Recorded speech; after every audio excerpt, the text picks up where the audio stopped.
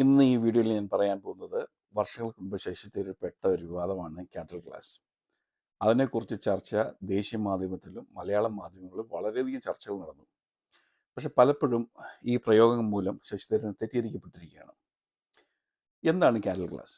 Cattell class ഇംഗ്ലീഷിൽ നമ്മൾ സംസാരിക്കുമ്പോൾ, നമ്മൾ ഇന്ത്യക്കാർ സംസാരിക്കുമ്പോഴോ അല്ലെങ്കിൽ നേറ്റീവ് സ്പീക്കേഴ്സ് സംസാരിക്കുമ്പോഴും അവർ ആ കോൺവെർസേഷൻ്റെ ഇടയിൽ ആഡ് ചെയ്യുന്ന സാധനമാണ് ഇഡിയംസ് ആൻഡ് ഫ്രേസസ്.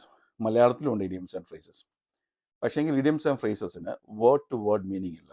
ഉദാഹരണം, ഇന്ത്യക്കാരും ഇംഗ്ലീഷ് സംസാരിക്കുമ്പോൾ യൂസ് ചെയ്യുന്ന ഒരു ഇഡിയംസ് ആൻഡ് ഫ്രേസസ് ആണ് it is raining cats and dogs. Cats and dogs എന്ന് പറഞ്ഞാൽ മഴ തീവ്രമായി പെയ്യുന്നതിനെ സാഹിത്യമായി പറയാൻ ശ്രമിക്കുന്ന ഒരു കാര്യമാണ്. പട്ടിയും പൂച്ചയും പെയ്തിറങ്ങുന്നതിൻ്റെ അർത്ഥം അത് തിമിർത്ത് പെയ്യുന്നതിനാണ് പറയുന്നത്. മലയാളത്തിൽ അങ്ങനെ ഒരു പ്രയോഗമുണ്ട്. ഈ മുതിർന്ന മാധ്യമപ്രവർത്തകർ യൂസ് ചെയ്യാറ് കണ്ടിട്ടുണ്ട്. വളരെ സീസൺഡ് ആയിട്ടുള്ള മാധ്യമപ്രവർത്തകർ യൂസ് ചെയ്യുന്ന കാര്യങ്ങളാണ്. ചുവപ്പ് നാടയിൽ കുരുങ്ങി. എന്തെങ്കിലും ഒരു കാര്യം ചെയ്യുമ്പോൾ തന്നെ സർക്കാരിൻ്റെ കുറേ നൂലാമാല കൊണ്ട് തടസ്സപ്പെടുന്നതന്നെയാണ് ചുവപ്പ് നാടയിൽ കുരുങ്ങി എന്ന് പറയും. ഇപ്പം അധികം പേര് യൂസ് ചെയ്യുന്നത് ഞാൻ കേട്ടിട്ടില്ല. മീൻസ് പറഞ്ഞാൽ മാധ്യമപ്രവർത്തകർ ഇങ്ങനെ ഇഡിയംസ് ഒരു ഭാഷയുടെ ഭംഗി ഉണ്ടാകുന്നത്, ഇങ്ങനെയുള്ള കോൺവെർസേഷൻ കേൾക്കാൻ ഭംഗി ഉണ്ടാകുന്നത് ഇങ്ങനെയുള്ള ഇഡിയംസ് ആൻഡ് ഫ്രേസസ് യൂസ് ചെയ്യുമ്പോഴാണ്. ക്യാറ്റൽ ക്ലാസ് എന്ന് പുള്ളി ഉദ്ദേശിച്ചത് ഈ യാത്രേൻ്റെ എക്കണോമിക് രീതിയിൽ യാത്ര ചെയ്യുന്നതിനെക്കുറിച്ച് ഒന്ന് പറയാൻ വേണ്ടിയാണ് പുള്ളി യൂസ് ചെയ്തത്. പക്ഷേങ്കിൽ നമ്മൾ ഉദ്ദേശിക്കുന്നത് ക്യാറ്റൽ എന്ന് പറയുമ്പോൾ കന്നുകാലി, ക്ലാസ് എന്ന് പറയുമ്പോൾ വിഭാഗം. നമ്മൾ കന്നുകാലി വിഭാഗമാണോ?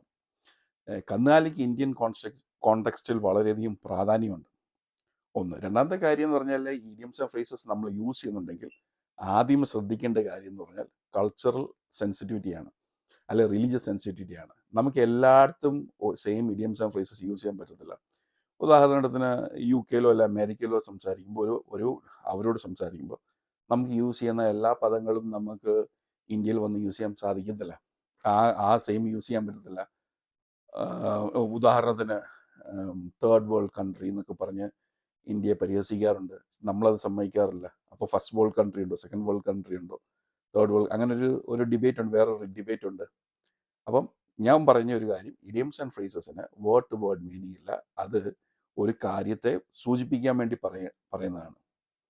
പക്ഷെങ്കിൽ അത് യൂസ് ചെയ്യുമ്പോൾ നമ്മൾ കൾച്ചറൽ സെൻസിറ്റിവിറ്റി യൂസ് ചെയ്തില്ലെങ്കിൽ നമ്മൾ അറിയാതെ വിവാദങ്ങളിൽ ചെന്നുപെടും. Thank you.